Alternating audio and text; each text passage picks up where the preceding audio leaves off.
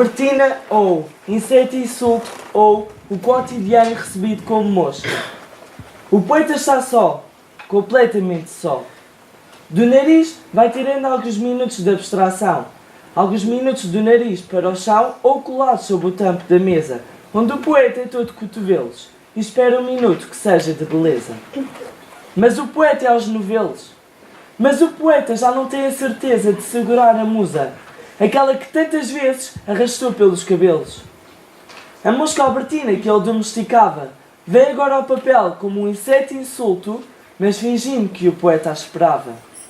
Quase mulher e muito mosca, Albertina quer o poeta para si, quer sem verso o poeta. Por isso fica mosca mulher, por ali. Albertina, deixa-me em paz. Consente que eu falhe neste papel tão branco e insolente, onde o belo e ausente o verso assim que está. Albertina, eu quero um verso que não há. Conjugal, provocante, moreno e azulado, o inseto levanta, revoluteia, desce e, em lugar do verso que não aparece, no papel se demora com um insulto alado. E o poeta sai de sofre, por uns tempos desalmado. Patriazinha iletrada, que sabes tu de mim? Que és o estica-larica que se vê. Público em geral, acaso o meu nome? Vai, mas é vender banha de cobra. Lisboa, meu berço, tu que me conheces. Este é dos que fala sozinho na rua.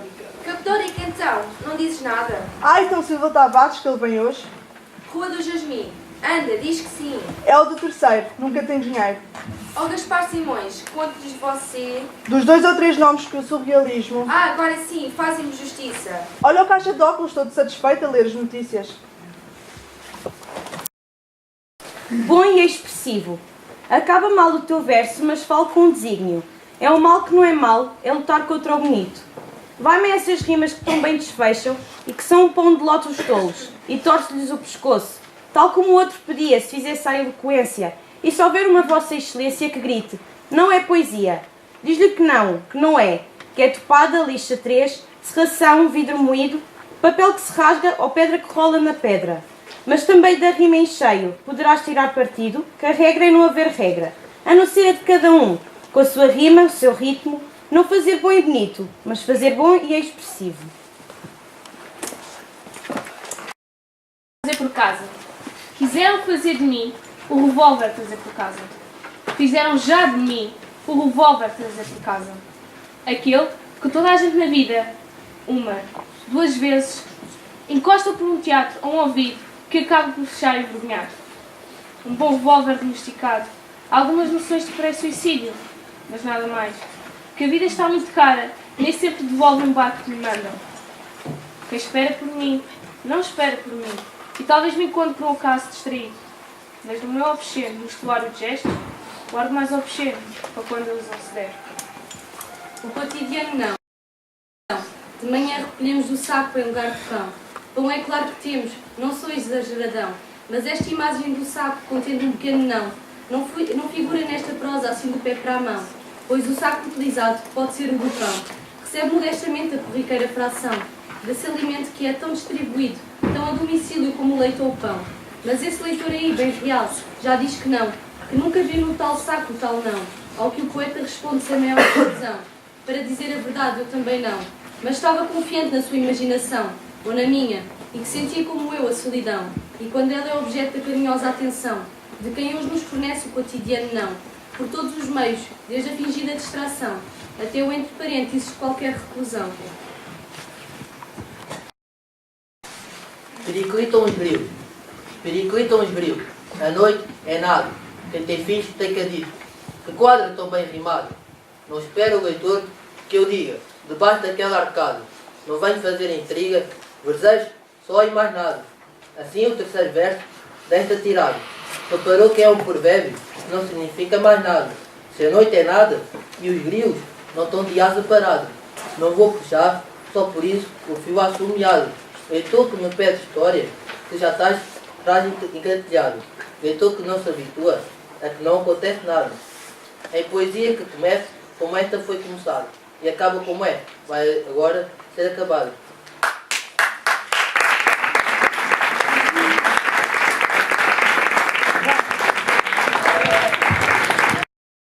Bem, sim? Bom, então, bom dia a todos. Queria, em primeiro lugar, fazer um agradecimento muito especial à professora Alexandra Caetano por ter tido esta iniciativa e, a par destas, muitas outras, e por isso são uns sortudos por terem estas oportunidades. Queria, então, começar, ainda pensei, talvez, falar um bocadinho sobre o Alexandre O'Neill, mas vamos já começar, assim, com perguntas para os nossos oradores e depois no final deixava tempo, gostava que também participassem de alguma maneira. E queria agradecer muito estas leituras que fizeram, muitos parabéns e gostei muito. E vamos também se calhar de vez em quando falar em alguns destes textos. E então eu gostava de começar com uma pergunta ao professor Gustavo Rubim. Hoje é o dia da poesia, não é? Já devem ter ouvido falar e vamos... aqui, enfim, celebrar um poeta que se calhar soube como poucos pôr a poesia no seu lugar, não dando à poesia propriamente, ou pelo menos não considerando que a atividade de ser poeta fosse mais digna do que outra atividade qualquer. E lembrei-me de uma coisa que vocês também devem lembrar quando estudam regras de gramática, nomeadamente o uso do artigo definido, não é? Vocês utilizam sempre nas frases o João gosta da Maria, ou gosta do Manel, enfim, o que seja. Mas é obrigatoriamente, não é, português, nós temos de dizer o João, não é? Mas depois, se vocês disserem Camões, não é? E se escreverem o Camões, vão ter uma professora certamente a dizer alguma coisa, não? O que é que dirá? Alguém diz o Camões aqui? Não? Então, porquê? Porquê? Porquê que não dizem o Camões?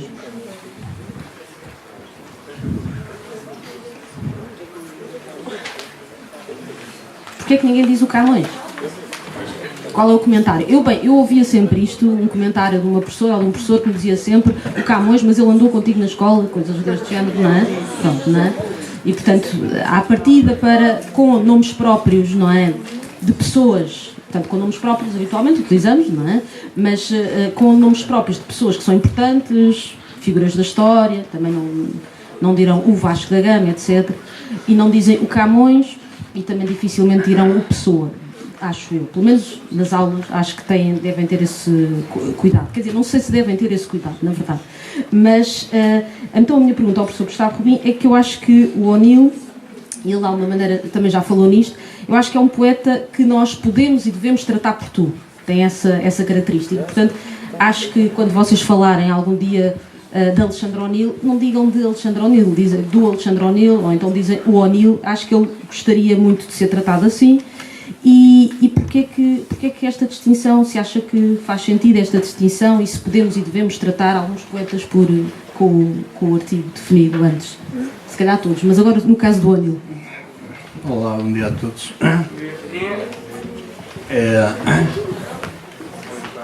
Íamos começar com a Joana a dizer umas coisas sobre o Alexandre O'Neill, não é? Sim, mas isto já é dizer qualquer coisa. Então. Sim, é verdade, mas já é uma maneira de começar. Se calhar é uma forma que até daria para explicar porque é que alguns professores começam por insistir no início, no momento em que começam por falar do Alexandre O'Neill, pelo menos uma vez na vida tem uma boa razão para falarem das ligações que o Alexandre O'Neill tinha ao surrealismo.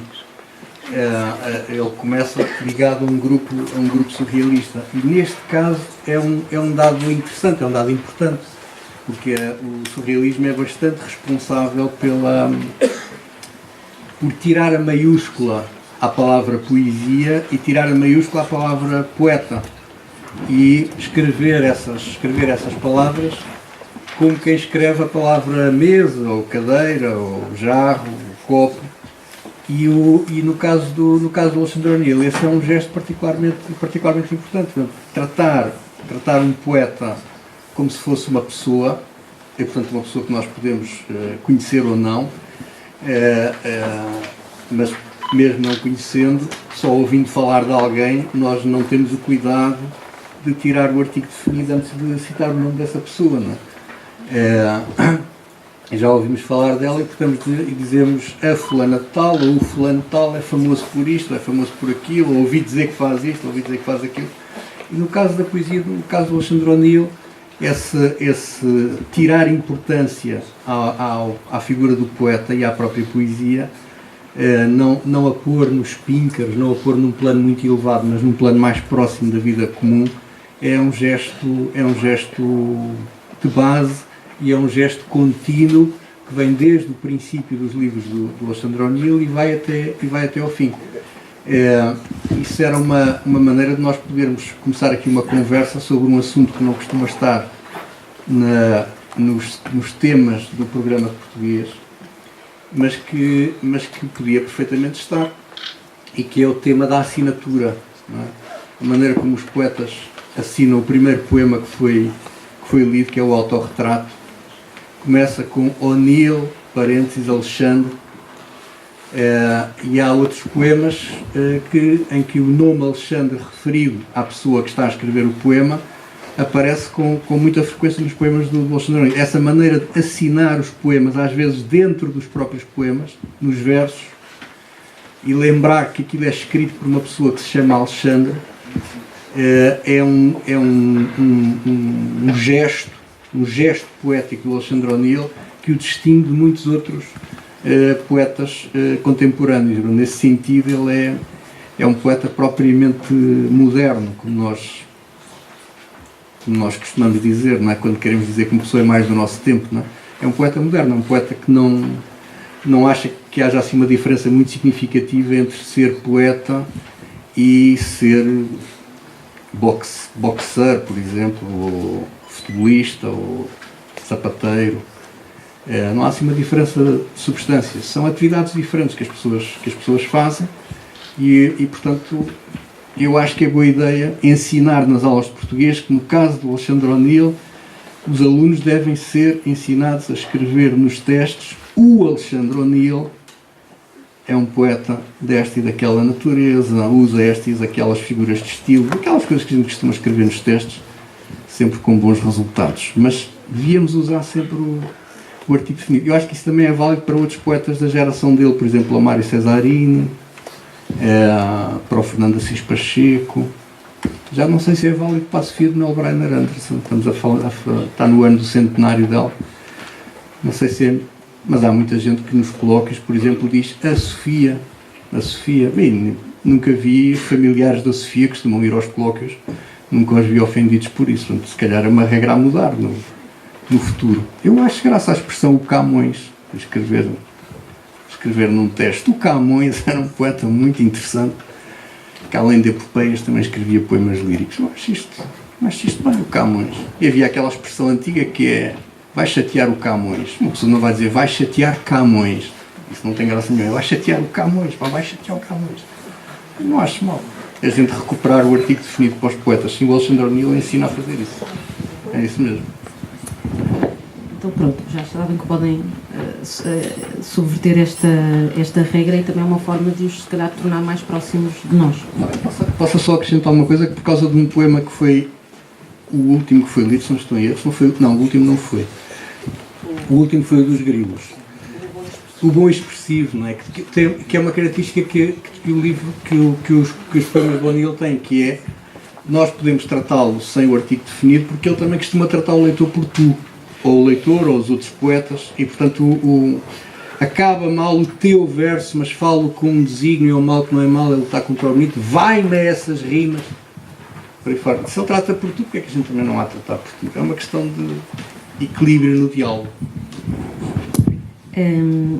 Agora passava para o Nuno e dos poemas que foram lidos, gostava, se há algum deles, se vocês já sabem que há, porque tem aí essa folha à frente, se há algum deles que no teu entender poderia defender uma certa ideia do que é a poesia para o Alexandre O'Neill.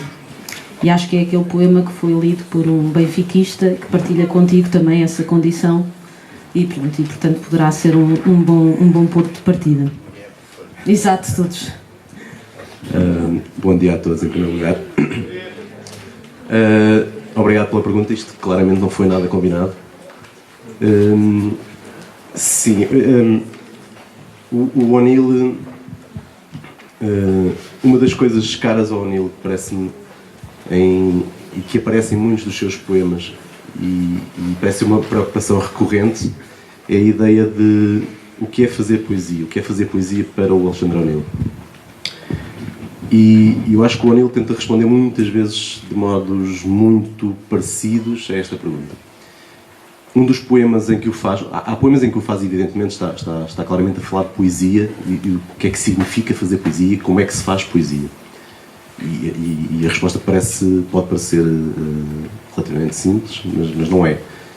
E o O'Neill, em alguns poemas, fala disto abertamente e de modo evidente. Noutros poemas, falo sem parecer estar a fazê-lo. E é o caso, parece-me a mim, do poema Para que leitam os grilos, que é esse poema que tem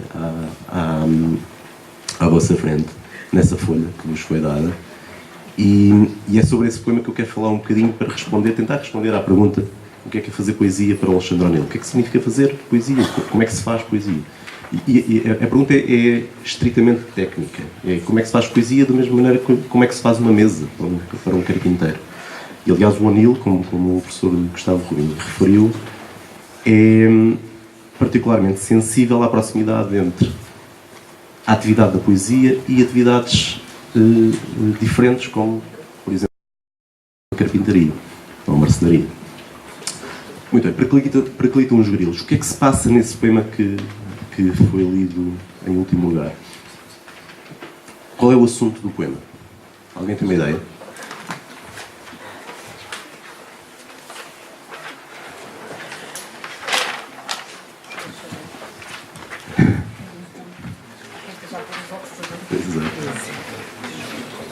Então, para que leitam os grilos? A noite é nada, quem tem filhos tem cadilhos, que quadra tão bem rimado.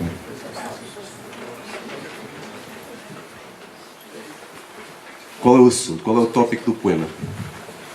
O que é que se trata? O que é que se fala no poema? O que é que se está a passar?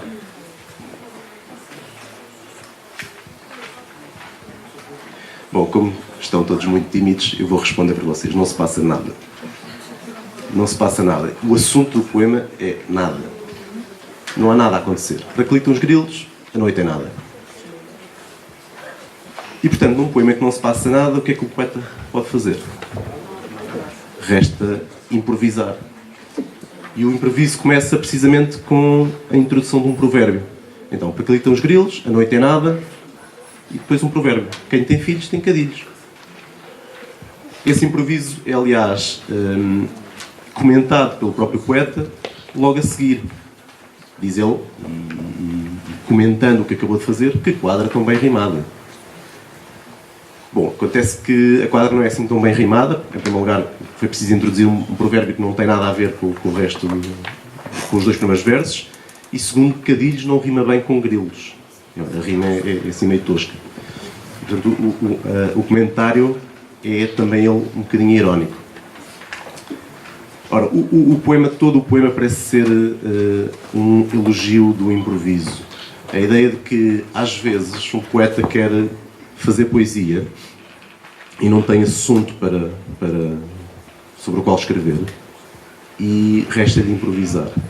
E um bom poeta é aquele que sabe improvisar. E improvisar coisas como uma rima entre grilos e cadilhos, a introdução de um provérbio que aparentemente não tem nada a ver com o resto do poema, ou um comentário a fechar uma quadra, um comentário acerca dos 3 primeiros versos.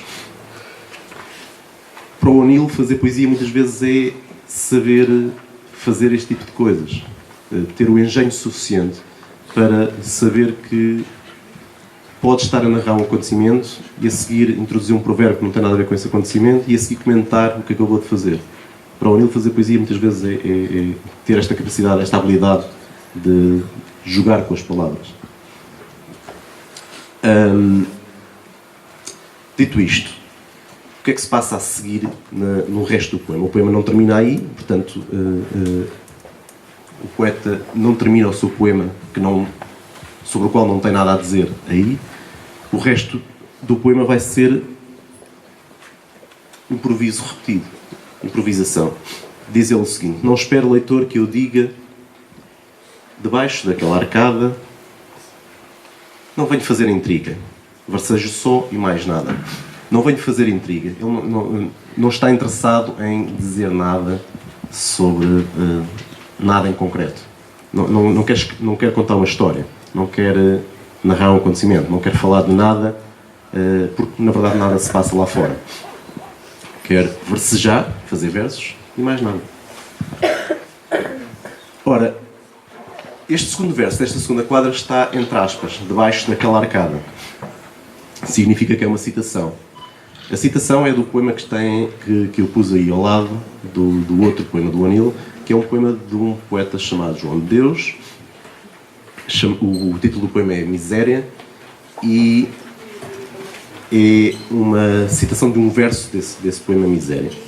Deixem-me ler muito rapidamente esse poema e comentar o que se está a passar nesse poema. Era já noite cerrada. Diz o filho: ó minha mãe, debaixo daquela arcada passava-se a noite bem. A cega, que todo o dia tinha levado a andar, a tais palavras do guia, sentiu-se reanimar. Mas saltam 2 cães de gado, que eram como 2 leões. Tinham-os à porta morgado, para o guardar dos ladrões. Tornam os pobres à estrada, e onde haviam de herdar? Ao palácio da tapada, onde el rei ia caçar. A ceguinha meio morta torna o filho: ó minha mãe, ali no vão de uma porta passava-se a noite bem. Se os cães deixarem, diz ela, a triste, num riso amargo. Com efeito a sentinela: quem vem lá? Passe de largo. Então ceguinha e filho, vendo a sua esperança vã, deitaram-se ao caminho até romper a manhã. Reparem, este poema conta a história de uma ceguinha e de um filho que não têm onde passar a noite e que primeiro passam pela casa de um morgado e pensam que pode ser um bom lugar para passar a noite, mas depois os cães vêm a ladrar e impedem que eles ali passem a noite. A seguir chegam ao palácio de tapada, mas a sentinela também evita que eles passem ali a noite e ficam, portanto, sem um lugar para passar a noite. O título do poema é Miséria e, portanto, é uma descrição de uma certa classe social que parece rejeitada por outra classe social. Portanto, há coisas a acontecer neste poema. Quando o O'Neill diz no seu poema que não vem fazer intriga e cita este poema do João de Deus, o que está no fundo a dizer é que não quer fazer intriga, não quer contar histórias como, por exemplo, o poema do João de Deus conta. E mais do que isso, parece querer dizer que um poema, ou melhor, um poeta não precisa de ter uma história, e uma história elevada, nobre, de apologia de uma determinada classe social, dos pobres, por exemplo. Não precisa de contar uma história para poder fazer poesia. E quando diz quem tem filhos tem cadilhos, não está, portanto, apenas a usar um provérbio para conseguir uma rima. Está a fazer uma referência explícita ao que se passa no poema do João de Deus. Porquê? Porque é precisamente por haver um filho que diz à mãe: ó mãe, ali no vão daquela escada, ou ali no vão de uma porta, podia-se passar a noite bem. Um filho que diz isto e que incita a mãe a querer passar a noite naquele lugar, é de algum modo o pretexto para que aquela história possa ser contada. Quando o O'Neill diz quem tem filhos tem cadilhos, diz no fundo que quem tem pretextos para contar histórias, conta histórias.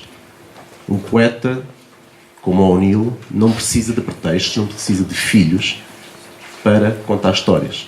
Porquê? Porque ter filhos, ter estes pretextos, obriga a que o poema conte uma história. Seja um poema narrativo, por exemplo. E o que o O'Neill está a tentar mostrar é que um bom poeta, muitas vezes, pode ser um poeta de improviso. Um poeta que é capaz de fazer coisas diferentes, não precisa de uma história. E, portanto, os cadilhos aqui podem ser eliminados. Eu não sei se calhar já chega. Já estão fartos de me ouvir. De improviso, de capacidade de brincar com as palavras é muito, muito importante para o O'Neill, e eu acho que é das coisas mais importantes que o O'Neill mostrou em poesia. Falaste em improviso. Estão a ouvir? Sim. Falaste em improviso e brincar com as palavras, não foi?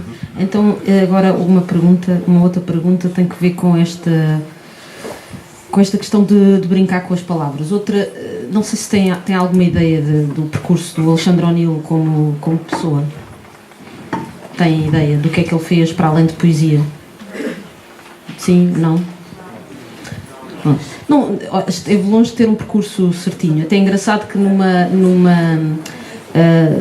final da vida ele escreveu, com a ajuda tanto da sua última mulher, a companheira, ditou-lhe alguns dos elementos que gostava que depois fizessem parte de uma biografia. Mais tarde essa biografia também veio a ser concretizada. E então é engraçado porque ele não conta só os episódios mais glamourosos da sua vida, mas também, por exemplo, diz que reprovou no exame de matemática, já no final do liceu, e outros episódios. Diz? Parece que estás a incitá-los. Não é para vocês reprovarem, mas é só para dizer que acontece, que isso acontece a muita gente. E depois há outros episódios, há sobretudo um que eu acho que é muito engraçado e que também vai fazer ligação com a pergunta que eu vou fazer ao professor Gustavo Rubim, que tem a ver com a ideia do humor na poesia dele, mas já vou.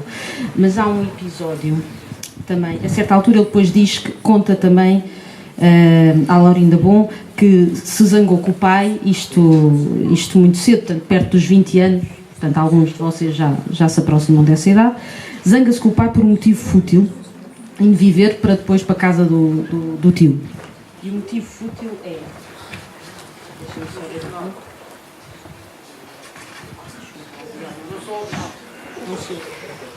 aqui. Sim, eu sei, estava à procura. Exatamente. Então diz assim, a propósito, portanto, ele costumava reproduzir este diálogo que tinha com o pai, só para verem também um pouco do sentido do humor. Então, embora tenha um desfecho um bocadinho trágico na relação com o pai, propriamente dito, que diz assim, então o diálogo com o pai foi: Alexandre leva o guarda-chuva. Todos nós já ouvimos situações dessas com pais, mães, encarregados de educação vários, alguém que nos obriga a levar o guarda-chuva quando está a chover, não é? Normalmente. E ele diz, não é preciso pai, não chove. Chove, leva o guarda-chuva, não é preciso pai. Já te disse que levas o guarda-chuva. Não levo o guarda-chuva e nunca mais cá apareço. Pronto, e ao que parece, depois esteve assim um tempo. Não, isto não é para reproduzir também. Mas pronto, só para chamar a atenção que alguns dos episódios biográficos que ele assinala também acho que estão muito perto de nós. Ora, outra das atividades mais famosas, porque ele ficou também conhecido, foi da atividade de publicitário. Pronto, ele trabalhou com várias agências publicitárias, freelancer, que lhe pediam, normalmente iam atrás dele pedir slogans, porque ele também não era propriamente muito organizado e metódico, e fez slogans que se tornaram famosos. Há pelo menos um, não sei se alguma vez ouviram, ou pelo menos eu sei que anda em muitos manuais, que é aquele slogan do amar e mar, a ir e voltar. Nunca ouviram esta expressão? Sim, alguém já ouviu, não é? Não? Bem, alguém sim, não é? Já ouvi. Pronto, portanto, este slogan é da sua autoria, mas uma coisa engraçada nos slogans do O'Neill é porque alguns dos mais engraçados foram censurados, não passaram. Portanto, ele fazia uma proposta aos vários clientes, não é? Neste caso do Amar e Mar, era um instituto, exatamente, Instituto de Socorro a Náufragos. Sabem o que isso significa? Náufragos já não há muitos. Bem, e portanto, mas sabem que o slogan original era passe um verão desafogado. Vá, riam-se, é bom, é sinal neste caso. Passe um verão desafogado. Passe um verão desafogado também. E pronto, e depois ele também, o próprio O'Neill também utilizou isto em brincadeira, porque teve, enfim, algum êxito. Então também dizia, a propósito de... Ele ficou muito contente com a recepção que teve este slogan e disse que muitos bêbados tinham aproveitado também do slogan, então diziam há bar e bar, há ir e voltar, portanto também aplica. Bom, portanto, isto, e depois há muitos, há pelo menos um slogan que também pode ser interessante e acho que alguns eu acho que dependem muito daquele contexto e talvez não sejam já muito perceptíveis para vocês nos dias de hoje, mas há um também que ficou famoso que é: ele não merece, mas vota PS. Que é uma coisa que, enfim, ainda pode ser atual a vários níveis. E então, em relação ao humor, deixando essa parte, esta ideia de brincar com palavras, na verdade, acontece na poesia, mas também acontece na publicidade. E o que eu gostava de perguntar ao professor Gustavo Rubim é se Bom, esta ideia de brincar com palavras eu acho que é intrínseca à literatura e, portanto, à partida, toda a boa literatura se serve também do humor. Por esta parte lúdica é essencial. Mas, de alguma maneira, a recepção do O'Neill tem sido sempre de... como um poeta que estaria numa espécie de cânon da poesia portuguesa com humor humorístico, não é? Cómica, exato. Com humor, sendo que pode, por vezes, fazer rir ou não. E queria que comentasse isso e se acha até que, de alguma maneira, ele é um caso relativamente singular, se tem companhia ou não, se inicia ou não uma tradição no século XX e porque é que o humor, de alguma maneira, desta poesia também pode aproximar os leitores dela. É uma boa pergunta. Eu acho que quando vocês pegam no... A ideia que eu tenho sobre o ensino do português é que só serve para uma coisa, que é para habituar as pessoas a ler livros. Não interessa se leem livros assim como eles estão aqui, em papel ou no tablet do Nunamad. Não interessa a maneira como se leem livros, mas a função de ensinar português para mim é essa. É habituar as pessoas a ler livros, acharem normal ler livros. E no caso dos livros do Alexandre O'Neill, quando nós pegamos, por exemplo, nisto, num volume que reúne a poesia toda do Alexandre O'Neill, a sensação é muitas vezes dupla. Só é dupla. É um brincalhão, como se provou pelo poema dos grilos que o Nuno comentou tão bem. E ele faz isto muitas vezes. Não é? São poemas, há um soneto que é aqui que se chama 14 versos, que acho que também estava previsto para as leituras, não sei se vai ser lido se não, mas estava indicado numa das listas. São só poemas sobre, eu estou aqui a escrever versos, agora o poema começou, agora vai no meio e agora chegou ao fim. E aparentemente é um poema sobre a brincadeira de estar a fazer versos, e não é mais nada. Este tom é muito habitual no Alexandre O'Neill, mas quando nós lemos assim um calhamaço destes, não digo de fio a pavio, mas o mais possível, a sensação é dupla, porque muitos poemas do O'Neill também são um pouco melancólicos, um pouco tristes. Por exemplo, aqueles em que ele muitas vezes se ocupa de temas relacionados ou com Portugal ou com a cidade de Lisboa em particular, sobre a qual ele não tinha uma visão muito entusiástica. Vê-se que é obcecado com a cidade, mas não tem uma visão assim muito entusiástica, como agora nós temos, por causa dos tuk-tuks e dos turistas e esta coisa toda.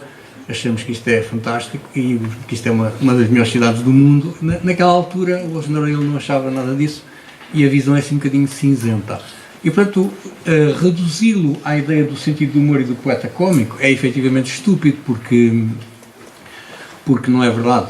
É mentira. Qualquer pessoa que saiba ler percebe-se logo que o Alexandre O'Neill tanto é um poeta cómico, divertido, lúdico, brincalhão, como é um poeta sério, às vezes triste, melancólico, e em que a dimensão existencial, que é uma coisa que para os poetas é importante, qual é o sentido da vida, aparece muitas vezes à superfície dos versos. E, portanto, tomá-lo só por esse lado lúdico parece-me que é amputá-lo de uma parte importante daquilo que ele realmente é e da relação que ele mantém com a poesia, que é uma coisa, e com a literatura, que é uma coisa importante para ele, não é? E com a vida.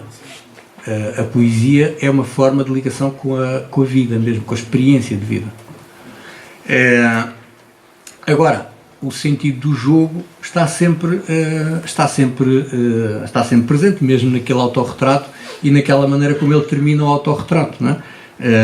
Sofre de ternura, bebe demais e ri-se do que neste soneto sobre si mesmo disse. Esta atitude de se rir de si próprio, de achar graça às coisas que são importantes para ele, é uma atitude básica dele, mas não faz dele nem um fundador da poesia humorística no século XX português, nos modernos, não é um fundador, porque poemas humorísticos há, por exemplo, naquela variante do poeta português que basicamente hoje toda a gente conhece, que é o Fernando Pessoa, não é? Que é o Álvaro de Campos.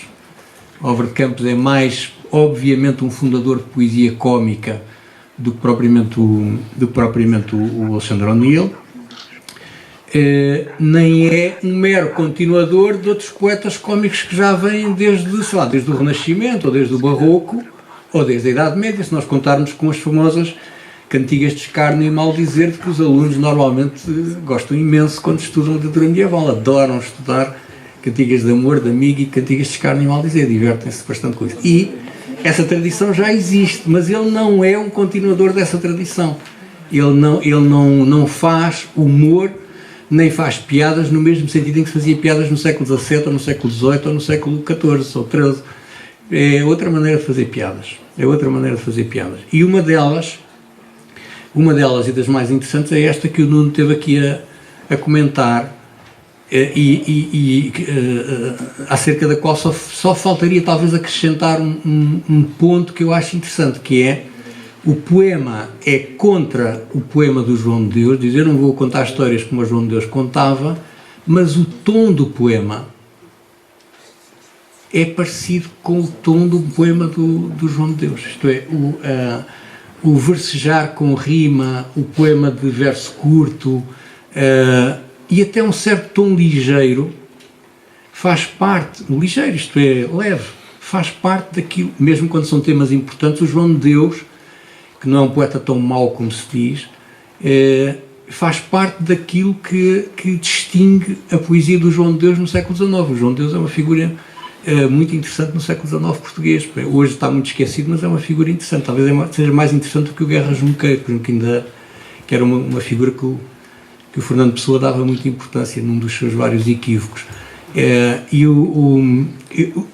A brincadeira é esta: é fazer uma coisa contra a outra, mas ao mesmo tempo fazer-lhe, de alguma forma, uma homenagem, não é? Brincar também é uma forma de homenagear as coisas. Eu acho que o O'Neill tem as coisas com que se brinca. O O'Neill tem um sentido muito forte desta duplicidade da brincadeira. E é uma forma de criar fraternidade, exatamente. Há uma coisa um pormenor que eu gostava de chamar a vossa atenção, já que não vem nada a propósito desta pergunta, ou melhor, parece que não vem, mas vem.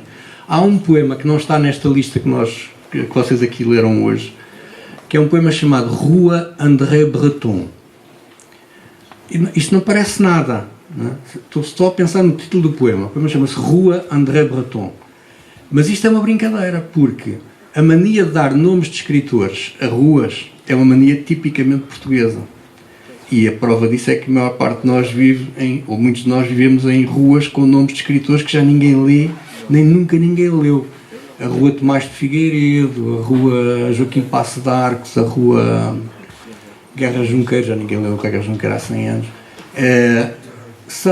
E não é, a gente dá, não é na cidade em que o Guerra Junqueiro nasceu, ou é em todas. Uma pessoa vai pelo país fora e encontra a rua e avenidas, quando não são alamedas, e não tem relação especial com aquela terra. Ora, o que é que faz o Alexandre O'Neill? Inventa uma coisa portuguesa impossível, que é, sim senhor, em Portugal a gente dá nomes, mas eu vou escolher para uma rua portuguesa o nome André Breton, que é o fundador do surrealismo. Nunca vai haver em Portugal, nunca, posso-vos garantir. Vocês vão já pertencer àquela geração que vai ter o elixir da longa vida e, portanto, vão durar 1000 anos. Vocês vão ver que daqui a 1000 anos não vai haver nenhuma rua André Breton em Portugal. Eu nem sei se existe uma rua André Breton em França. E ele era francês. É um gesto muito simples. Não existe, mas existe nos poemas do O'Neill. Porquê? Porque o André Breton era um poeta importante para ele, era um poeta libertador para ele. E, portanto, ele faz esta brincadeira de inventar uma rua que nunca vai existir, gesto tipicamente português, com o nome de escritor na rua, mas com um escritor que nunca ninguém se vai lembrar de pôr em rua nenhuma. É uma coisa subtilíssima, uma coisa elementar, que é feita só no título do poema, mas que é um gesto típico do humor o'neilliano e ao mesmo tempo do sentido dele do conflito, que é uma coisa importante que se fala pouco. É um poeta muito sensível ao conflito e à violência. À violência das palavras, à violência das frases, à violência das expressões, dos lugares comuns, dos estereotipos. Ele é muito, muito sensível a isso. E à própria violência da poesia, fazer poesia para ele. Alguém leu um poema aqui que era o revólver de trazer por casa. Ele não via a poesia como um revólver de trazer por casa, um revólver de andar com ele na rua e de eventualmente disparar de vez em quando. E portanto algumas pessoas ficam chateadas com aquilo que vem nos poemas. Ou ficam feridas, ou ficam magoadas, ou ficam aleijadas com o que leem num poema. E portanto algumas pessoas preferem não ler poesia, que é para não se aborrecerem. Isso é o estilo, é uma das formas do estilo humorístico do Alexandre O'Neill. Posso comentar uma coisa? Eu posso comprovar aquilo que o professor Gustavo acabou de dizer acerca das ruas, porque eu moro numa rua chamada Rua Almada Negreiros. Eu também. Portanto, também. Mas não moram no Completa, a minha é Rua José de Almada A Negreiros. minha não tem José. Mas pronto, isto acontece a toda hora e é verdade. Repetem-se. Um comentário acerca ainda Já eu morava na rua do poema, se calhar vou esperar que eles se rearrumem.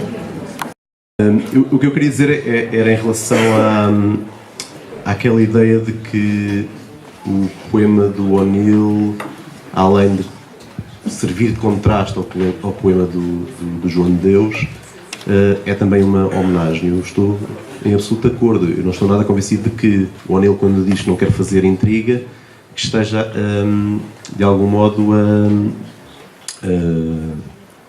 a lançar uma diatribe ao João de Deus. Acho que há um lado de homenagem evidente, claro, naquele poema. E o tom realmente é parecido, se vocês virem. O O'Neill escreve o seu poema na mesma métrica do João de Deus, é a redondilha. São versos de 7 sílabas. Mas é curioso também, a tentativa de se distanciar dessa forma de fazer poesia também se vê, por exemplo, na métrica. Ele adota a métrica do João de Deus e depois há 2 versos no poema em que não faz versos de 7 sílabas, faz versos de 4 sílabas. O segundo verso do poema é para acreditar os grilos, a noite é nada. O segundo verso tem 4 sílabas. E é uma forma também de demonstrar que um poeta não tem que ser escravo da métrica, não tem que ser refém de uma medida velha.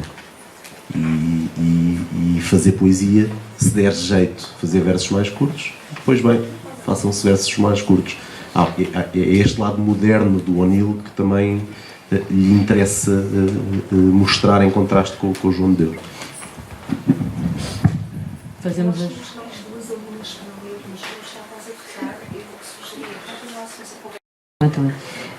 Então, já agora, só porque era a pergunta para ti, mas tu já falaste, mas só aproveitando ainda esta conversa que estávamos a falar sobre humor e sobre, por exemplo, a relação com eventual possível relação entre o O'Neill já agora e o Fernando Pessoa, sendo um pessoano, não é? O O'Neill deve alguma coisa ao Fernando Pessoa. Eu gostei desta, por exemplo, esta questão do Álvaro de Campos poderia ser uma referência, isto porque todos já passaram pela Pessoa, não é? Que à partida continua a ser o poeta mais estudado nas aulas de português. Sim? Deve ser um poeta só. Já está feita a pergunta. Sim. Sim, não sei se sei responder muito bem essa pergunta, mas quero começar com uma confissão que não sei se será partilhada, mas eu acho que os 2 maiores poetas do século XX chamam-se Fernando Pessoa e Alexandre O'Neill. E acho que o O'Neill... Normalmente gostam destas declarações. Eu acho que o Alexandre O'Neill, uma das grandes influências do Alexandre O'Neill é o Fernando Pessoa. Se pensarem na poesia do Pessoa e na poesia do Pessoa tal como a estuda na escola, as semelhanças com a poesia do O'Neill podem não ser evidentes à partida. Mas há um lado, bom, à partida há um lado, o tom humorístico, o tom de brincadeira do O'Neill é muito próximo do Pessoa, como o professor Gustavo fez questão de salientar. E é próximo do Álvaro de Campos, mas eu acho que também é próximo da própria ideia do Pessoa de criar heterónimos para fazer uma partida ao Sá Carneiro, por exemplo, de fazer poesia não convencional, de procurar mostrar que fazer poesia não é só falar abertamente de coisas que nos vão no coração, de sentimentos que temos para mostrar ao mundo. O O'Neill tem este lado de interesse pela técnica, pelo negócio da poesia, que me parece muito uma dívida que ele tem para com o Pessoa. Acho que o Pessoa não é a única influência do O'Neill, haverá outras, mas é uma influência muito importante, pelo menos por estas duas razões, pelo lado humorístico do poeta e pela forma e pela pouca elevação que às vezes dá à ideia de poesia. Há muitos poetas, ainda hoje isto é frequente, para os quais a poesia é uma forma de nobreza, de elevação, de superioridade moral. O O'Neill é completamente contra esta ideia. Para o O'Neill, como já eu fiz referência e o professor Gustavo também fez referência, fazer poesia não é diferente de jogar futebol, de estar num ringue e ser pugilista, de ser carpinteiro. Não é de modo algum diferente. É uma atividade diferente, mas não é melhor do que isso. Ser poeta não é ser mais alto, no sentido célebre de ser mais alto. E o Pessoa, estou convencido que também não considerava isso. Ser poeta é uma coisa muito diferente de ser carpinteiro, evidentemente, mas é uma atividade muitas vezes para a qual é preciso ter um saber técnico específico, e o O'Neill acho que deve isto também ao Pessoa. Perguntar aqui ao professor se concorda também, um especialista, uma pessoa que estranha a Pessoa com muita frequência. Já muita não, mas com alguma vá. Acha que faz sentido, e sobretudo estes dois nomes, isto agora não é um ranking de poetas, não é? Mas faz sentido. E há uma coisa que não falaste, que é a questão também o entendimento da poesia que os aproxima. E se fosse possível escolher algum heterónimo que pudesse ter relação, pelo menos ao nível da dicção poética, com qual é que estaria mais próximo? Bom, a primeira parte agora aqui é uma pequena introdução à vida universitária, não? Vocês vão agora ver o que é dois universitários a discordarem um do outro. E de qual estaria? Enganei-me na proposição, de qual estaria? Estar próximo de... Qual estaria mais próximo? Sim. Eu também reparei no erro na proposição, mas não ia corrigir. Mas aliás, um ponto importante no Alexandre O'Neill, é um dos poucos poetas que usa o erro de gramática como uma estratégia poética comum. Portanto, o erro de gramática faz parte da poesia do O'Neill. É preciso estar preparado para isso. E nesse sentido é um obstáculo para os professores de português, quando a gente pensa que o professor de português tem como missão ensinar os alunos a escreverem gramaticalmente correto, pois o Alexandre O'Neill ensina a escrever gramaticalmente incorreto. E há exemplos nos poemas que foram aqui lidos, que são o Caixa de Óculos, por exemplo, que tem exemplos disso muito óbvios. A questão da relação, eu não consigo ver o O'Neill como um poeta que dê para fazer essa comparação, por uma razão muito simples. Porque eu acho que quando ele inventa uma coisa chamada Rouen-André Breton, tendo sido ele um membro dos surrealistas que rapidamente deixou de o ser, fugiu do surrealismo, deixou lá os surrealistas a falar sozinhos e veio-se embora fazer a obra dele, e nunca mais voltou atrás, porque os surrealistas tinham essa coisa, que era abandonavam, depois voltavam, depois abandonavam outra vez, depois fundavam um segundo grupo, depois não sei o que mais. O Alexandre O'Neill não, quando largou de vez. Mas escreveu na mesma homenagens ao André Breton, coisa que poucos surrealistas em Portugal fizeram. Isto o que é que significa? Significa que ele está-se a ralar para a Pessoa, não quer saber do Pessoa para nada. Para ele, quem o libertou como poeta foi um poeta francês, que o Pessoa nunca leu.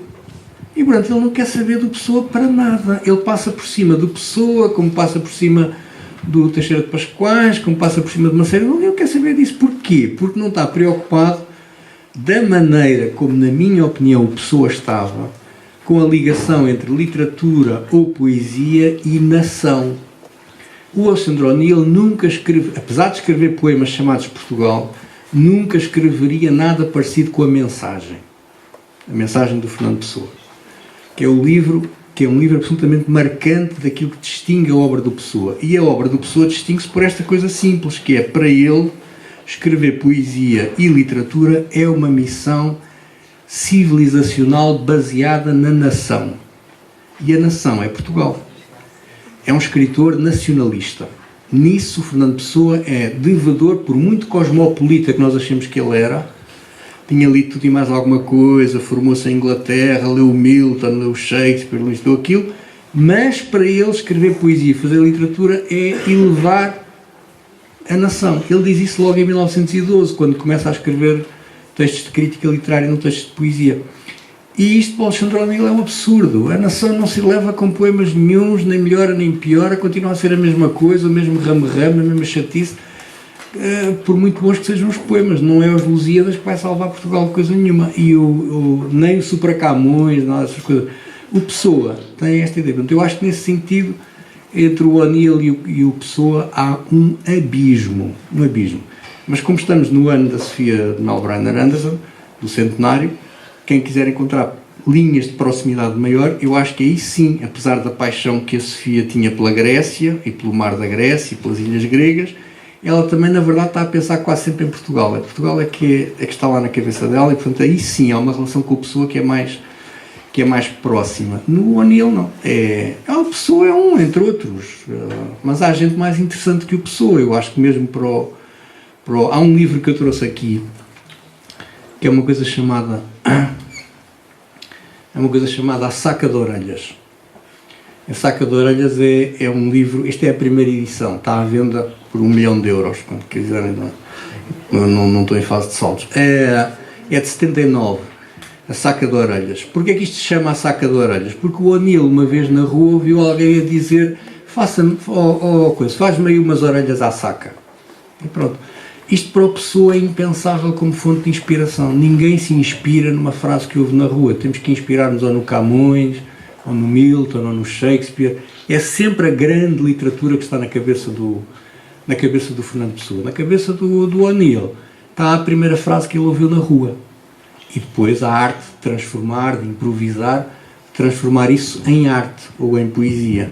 E isso é uma atitude completamente diferente da do Pessoa, e portanto não faz dele discípulo de nenhum heterónimo do Pessoa, nem nada. Na minha opinião, ele não é discípulo de coisa nenhuma, e essas relações têm que ser construídas muito artificialmente para nós vermos E portanto também não sei se o ranking aqui é muito significativo. Eu não vejo que o Alexandre O'Neill seja melhor poeta que o Herbert Welder. O Herbert Welder é um poeta tão importante como o Rui Belo. São poetas muito, muito importantes. É muito difícil aqui estabelecer distinções. São poetas fantásticos, não é? Houve umas pessoas que fizeram um livro no ano 2000 que se chama Século de Ouro, imaginem. O século XX seria o século de ouro da poesia portuguesa.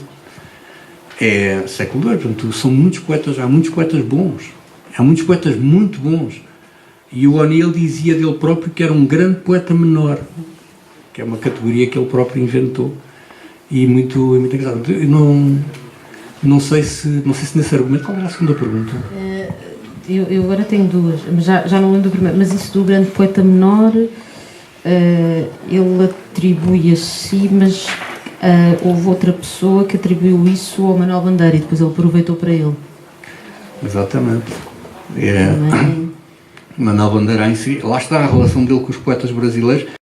Tem um poema do Alô Vovô, exatamente, sim, que é uma homenagem ao Manuel Bandeira. Mas, por exemplo, quando estava a dizer uma questão em relação a esse abismo com a Pessoa, e, por exemplo, no caso do Pessoa, disse, não é, que o O'Neill se inspira numa frase que houve na rua, mas também há muitos poemas do O'Neill, só que de uma forma às vezes muito, muito discreta, parece que é uma erudição que às vezes ele quer esconder, não sei, de alguma maneira. Surpreendemos assim tiradas ou traduções de Mallarmé sem dar por nada, e portanto ele também está com também está em grande companhia. Ele não era ignorante, não é? Não, É um isso poeta, não digo que culto. Sim, não digo É que um seja poeta ignorante. culto, não é? O Alexandre O'Neill é um poeta muito culto, é um poeta informado, era publicitário, tinha essas profissões, etc., exercidas de uma forma um bocadinho anárquica, mas era um poeta muito culto e dava muita importância à cultura. Portanto, está na hora dos poemas, não é? Peço desculpa. Um adeus português. Nos teus olhos altamente perigosos, vigora ainda o mais rigoroso amor, a luz de ombros puros e a sombra de uma angústia já purificada. Não, tu não podias ficar presa comigo à roda em que apodreço. Apodrecemos. Esta pata ensanguentada que vacila, quase medita, e avança mugindo pelo túnel de uma velha dor. Não podias ficar nesta cadeira, onde passa o dia burocrático, o dia-a-dia da miséria, que sobe aos olhos, vem às mãos, aos sorrisos, ao amor mal soltrado, à estupidez, ao desespero sem boca, ao medo perfilado, à alegria sonâmbula, à vírgula maníaca do modo funcionário de viver.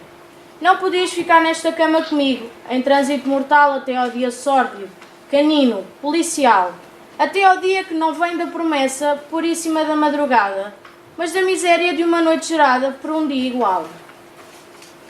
Não podias ficar presa comigo, à pequena dor que cada um de nós traz docemente pela mão, a esta dor portuguesa, tão mansa, quase vegetal. Não, tu não mereces esta cidade, não mereces esta roda de náusea em que giramos até à idiotia, esta pequena morte e o seu minucioso e porco ritual, esta nossa razão absurda de ser. Não, tu és da cidade aventureira, da cidade onde o amor encontra as suas ruas e o cemitério ardente da sua morte. Tu és da cidade onde vives por um fio de puro acaso, onde morres ou vives não de asfixia, mas às mãos de uma aventura, de um comércio puro, sem a moeda falsa do bem e do mal. Nesta curva tão terna e lancinante, que vai ser, que já é o teu desaparecimento, digo-te adeus, e como um adolescente, tropeço de ternura por ti. Perfilados de medo, agradecemos o medo que nos salva da loucura. Decisão e coragem valem menos, e a vida sem viver é mais segura. Aventureiros já sem aventura, perfilados de medo, combatemos irónicos fantasmas à procura do que não fomos, do que não seremos. Perfilados de medo, sem mais voz, o coração nos dentes oprimido. Os loucos, os fantasmas somos nós. Rebanho pelo medo perseguido, já vivemos tão juntos e tão sós que da vida perdemos o sentido.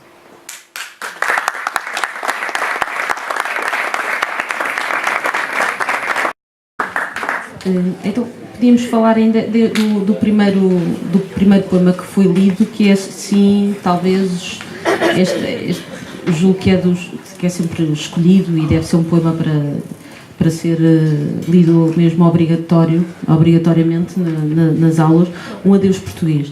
Acha que este poema faz... E acho que, aliás, é o único poema do O'Neill que está na antologia de que falou, do século de ouro. Foi este o escolhido e tem uma análise. Aliás, só há um poema do O'Neill a ser analisado. Aí, noutros casos, há mais. Não está bem. E acha que este poema, porque é que se tornou quase uma referência obrigatória e muitos, aliás, consideram um grande poema do Alexandre O'Neill? Este O Adeus Português, não é? Este poema é engraçado porque é um bom poema para levantar problemas ao Nuno Amato. Exatamente. Não é? Aí Porque conta uma história, ele tem uma crónica a contar a história também, Exatamente. portanto tem ainda por cima... Este é uma história, não é? Esta história é uma história de amor com uma senhora francesa chamada Nora Mitrani. Claro que nós podemos sempre dizer, mas ele não diz lá Nora, não diz lá Mitrani, portanto se calhar isso é só um pretexto e ele está a falar de outra coisa. É possível. Mas isso não dá, exige muito esforço de argumentação e pode ser um esforço desnecessário, quer dizer, inútil. Para quê estar a dizer que não há uma história quando nós sabemos que há uma história por trás da escrita do poema e o próprio poeta disse que havia? Não tem muito nexo gastar energia com esse tipo de interpretações. O poema é importante porque Só acrescentar uma coisa, é que eu acho que uma das coisas também que o tornou quase obrigatório Foi esta ideia do adjetivo. Está lá o português, um adeus português, não é? Muitas pessoas começaram a ler este poema como, que aliás, essa também é uma questão da identidade nacional. Da identidade nacional, exato. O adeus português é um adeus com características diferentes do adeus francês. Exatamente. E porquê? Isso faz sentido ou não? Quer dizer, é por isso que eu há bocado estava a dizer que não via muito no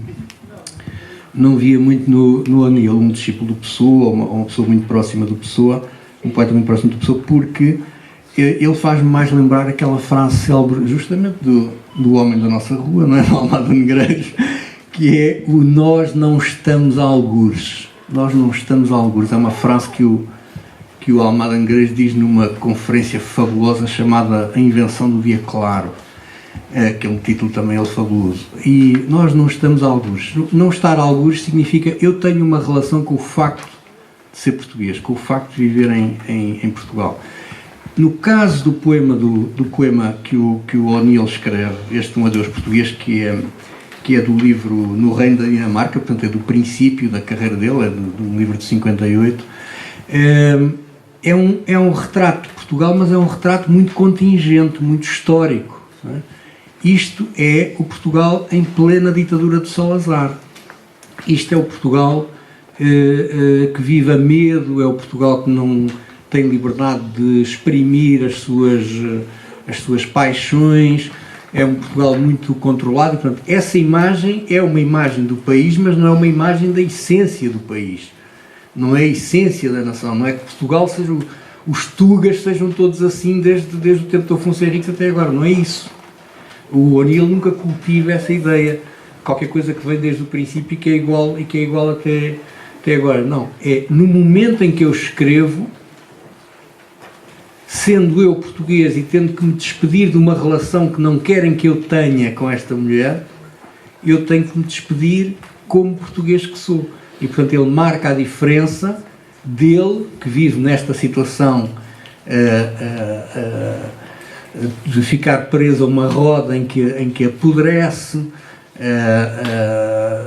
de viver sentado numa cadeira onde passa um dia burocrático, um dia-a-dia da miséria. Isto são circunstâncias muito contingentes. Essas circunstâncias o O'Neill inscreve-as no poema. Elas são postas mesmo na poesia como sendo uma parte da poesia, não é uma coisa que vive lá nas nuvens.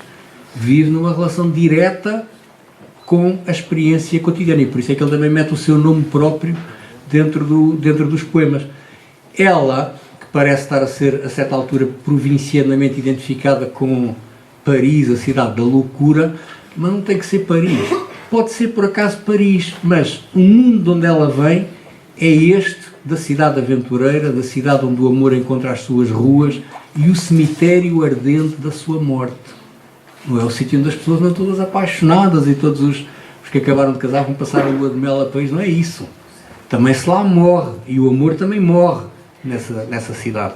Mas isso significa viver o amor entre a vida e a morte do amor livremente. E isso é uma característica que pertence à Nora Mitrani, à experiência de vida da Nora Mitrani, mas não é a experiência de um lisboeta nos anos 50 que trabalha numa companhia de seguros ou numa empresa de publicidade ou num escritório qualquer e que não pode fazer nada disto, não pertence a este mundo. São dois mundos que são heterogéneos e, portanto, aquilo que ele faz é a separação, é definitiva. Isto é uma despedida total. Não há salvação possível. E, portanto, este é um daqueles bons poemas para mostrar que o O'Neill não está sempre nem bem disposto, nem a brincar. O tom é melancólico e, no fim, é quase infantil, não é? Como um adolescente tropeça ternura por ti. Portanto, é um fim melancólico. Mas é um grande poema, por razões que eu não estou aqui se calhar agora aqui a explicar bem, mas é indiscutivelmente um grande poema com esse lado circunstancial, que no fundo é o lado de todas as histórias de amor. Todas as relações amorosas são circunstanciais. Pergunta para fazer para o Nuno, depois há mais, mas se calhar, como ainda tínhamos uns minutos, podia ver se há perguntas do público. Então fazia uma, ainda como, quer dizer, não é provocação, mas pegando naquele comentário sobre o Pessoa ser um poeta nacionalista, e então fiquei com a ideia de que talvez o Alexandre O'Neill pudesse ser até mais cosmopolita que o Pessoa de alguma maneira. Não sei. Não, mas era para o Nuno agora, sim. para eu resolver essa questão. Não sei se vou resolver alguma coisa, mas... Eu até me apetecia chamar provinciano ao Pessoa, mas depois achei que era melhor não. Bom, a penúltima intervenção do professor Gustavo Rubim começou por sugerir que vocês iam ter a oportunidade de ver em ação uma das coisas que caracteriza a universidade. Não foi que era dois universitários a discordar. E eu vou dar seguimento a isso.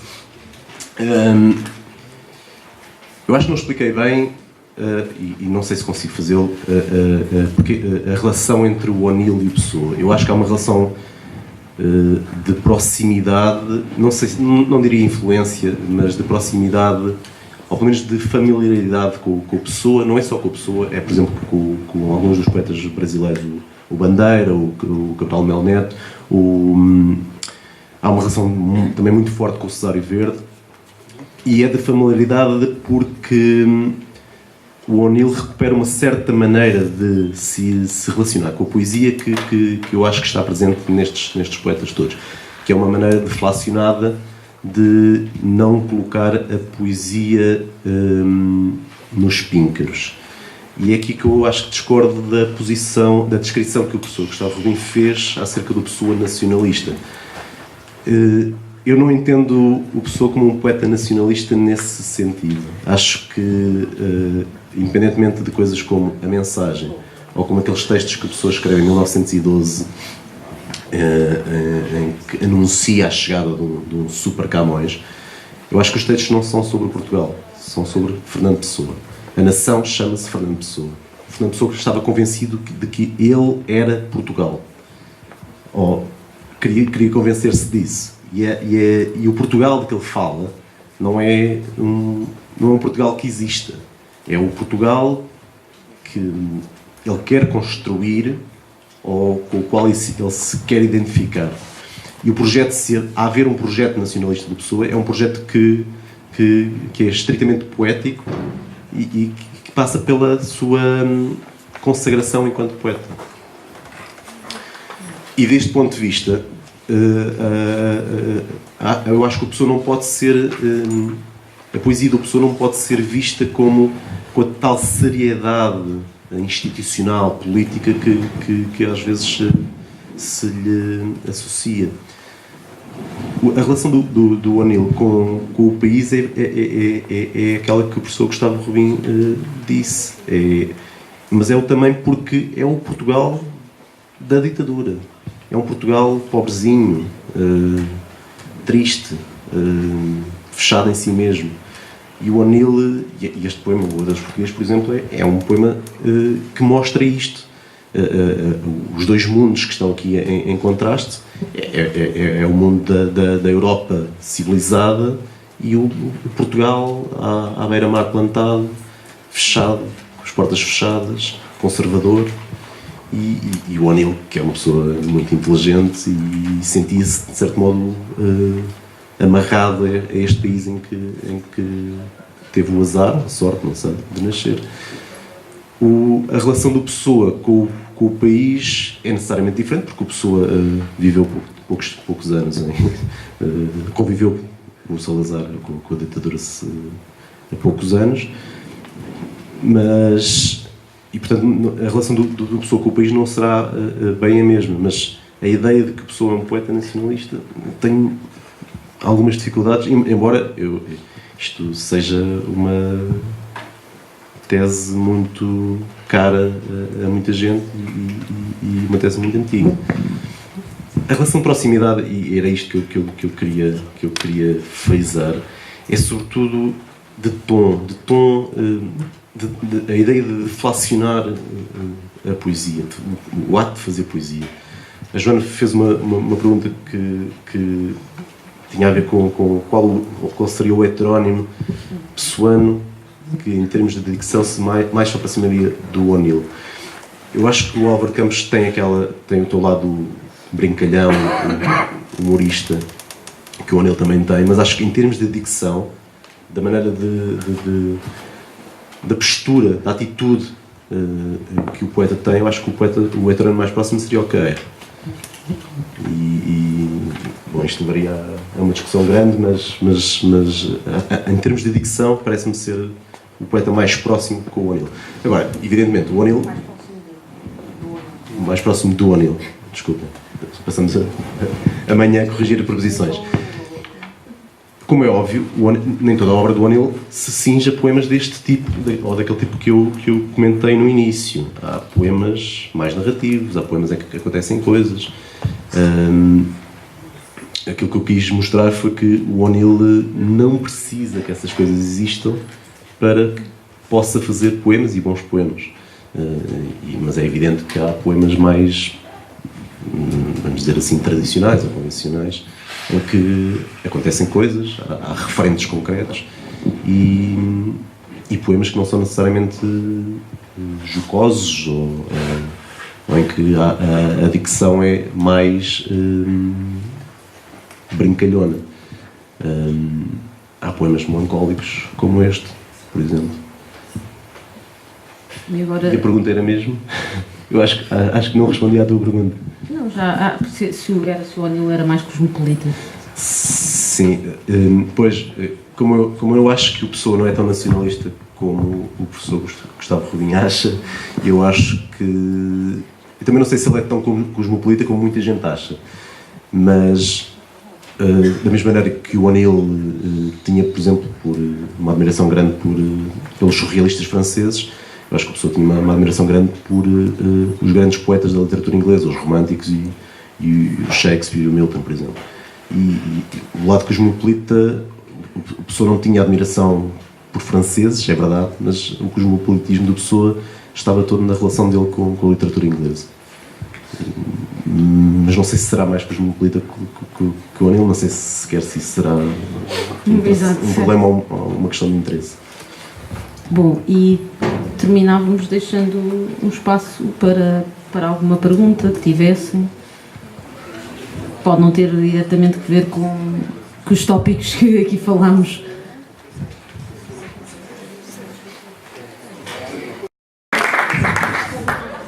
Não é para responder, pois não tem assim nenhuma... Exato. Sim, é um comentário. Só queria fazer uma pequenina correção, que é a ligação do O'Neill não é ao neorrealismo, mas ao surrealismo. Não é? Ele começa como um poeta anti-neorrealista, é uma coisa, um dado interessante. O resto é o que disse. Queria aproveitar só para dizer, uma vez que provavelmente já não vou falar mais... Pelo menos gosta de um ou de outro neorrealista, que ele aliás cita em poemas, isso é muito interessante. Eles no fundo tinham em comum a parte realista. Sim, exatamente. Sim. A parte do realismo está lá. A parte do realismo está lá. Eu queria só aproveitar para dizer que hoje é o dia, e agradeço muito as suas palavras, é o Dia Mundial da Poesia, mas isto dos dias mundiais, né? Agora também foi o Dia do Pai, aqui há uns dias atrás, mas estas coisas às vezes duram mais tempo. Queria só aproveitar para lembrar que na cidade de Lisboa começa hoje, ou está a começar a esta hora e termina só no domingo, uma feira do livro de poesia no Jardim da Parada, em Campo de Ourique, que não é tão longe daqui como parece. E, portanto, para quem se interessa por livros de poesia, Campo de Ourique até domingo tem lá, devem ter preços especiais e tudo. Obrigada por isso. Ainda tem, sim, diga.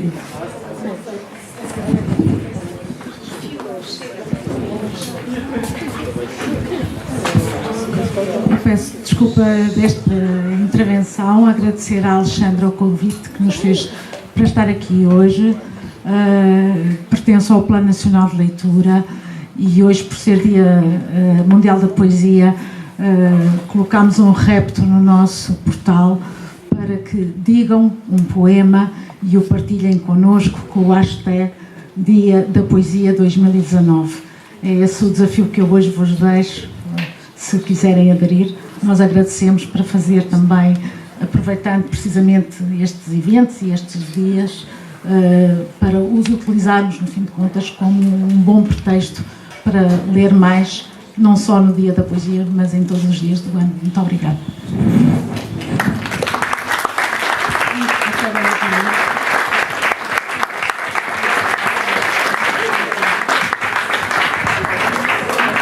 Então, uma uma vez mais, muito obrigada, Alexandra, por estar aqui. Obrigada a todos.